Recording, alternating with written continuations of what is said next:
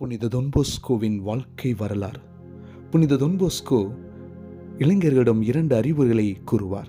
ஒன்று, அடிக்கடி குழந்தை இயேசுவையும் அவரது அன்பையும் நினைத்துக் கொள்ளுங்கள். சிலுவையில் மரித்து அதை அவர் நிரூபித்தார்.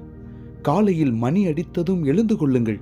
மிகவும் குளிராக இருந்தால் குழந்தை இயேசு மாட்டுத் தொழுவத்தில் குளிரில் இருந்ததை நினைத்துக் கொள்ளுங்கள். பகலில் உங்கள் பாடங்களை கவனமுடன் செய்யுங்கள். வீட்டு பாடங்களை செய்யுங்கள். அனைத்திற்கு மேலாக அவரை காயப்படுத்தும் எதையும் ஒருபோதும் செய்யாதீர்கள். 2வது அறிவுரை, கடவுளை திவ்ய நற்கருணையில் அடிக்கடி சந்தியுங்கள். திவ்ய நற்கருணையில் அவரை அடிக்கடி சந்திப்பதை தவிர வேறொன்றும் அவரை மகிழ்ச்சிப்படுத்தாது.